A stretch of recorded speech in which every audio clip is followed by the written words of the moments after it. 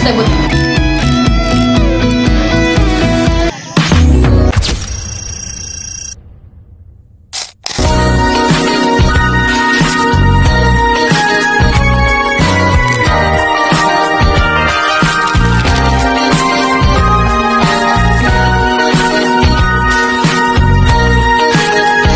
Teman-teman, kami sudah berada di lokasi wawancara kami, tepatnya di Enrekan, di Desa Siambo.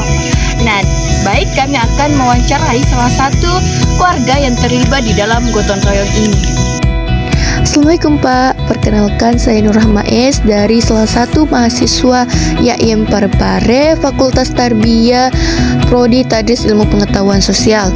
Nah, tujuan kami ke sini Pak untuk melakukan observasi lapangan mengenai gotong royong yang ada di Desa Siambo Pak. Baik Pak, apa pengalaman kita selama gotong royong ini berlangsung Pak? Pengalaman sih banyak ya, biasanya kayak kita merasa terbantu lah, misalnya kita kan misalnya sebidang begini kan tidak mungkin kita harus sendiri, jadi merasa terbantu. Nah, di mana gotong royong ini kan dilakukan secara tertentu atau setiap hari Pak?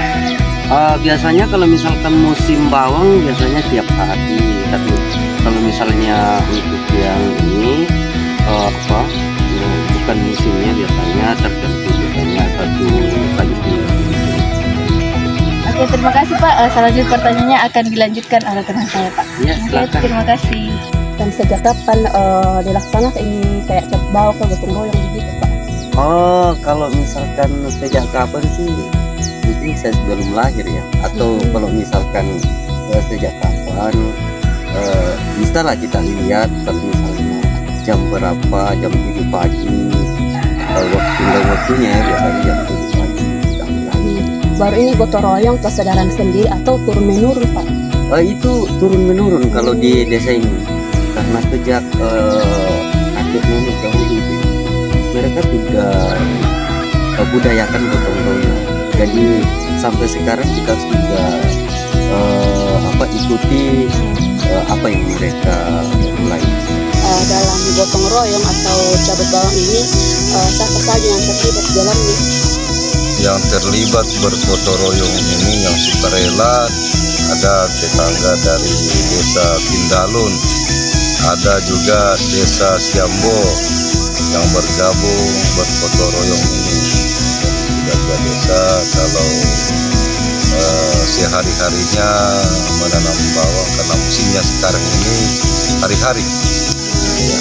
Terus kalau kita sebelum kita turun ke lapangan atau cari bawang, peralatan apa yang saya dibutuhkan atau apa saja yang dibawa Pak? Yang dibutuhkan sekarang ini yang karet ini yang kita bawa karena kita ikat bawang ya, ikatan ini seperti ini ya, karet gelang. Dalam ke gotong royong ini setiap hari kapan dilaksanakan atau hari tertentu? Setiap hari kalau musimnya, tidak ada dibilang hari tertentu. Oh, jadi ada musimnya ini? Ya, ada musimnya sekarang ini mulai bulan 7 sampai bulan 2 hari-hari ya. Ibu, jadi dalam gotong royong tersebut apa yang mengawali sehingga gotong royong ini bisa terwujud itu? Yang mengawali ya, biasanya diawali karena adanya kegiatan yang harus dilakukan secara bersama, karena ada kegiatan atau pekerjaan yang tidak bisa dilakukan oleh individu atau berolah. Terus Ibu, tujuan utama dari kegiatan gotong royong ini apa? Untuk meningkatkan solidaritas di Siambo dan mempererat silaturahmi. Terima kasih Ibu.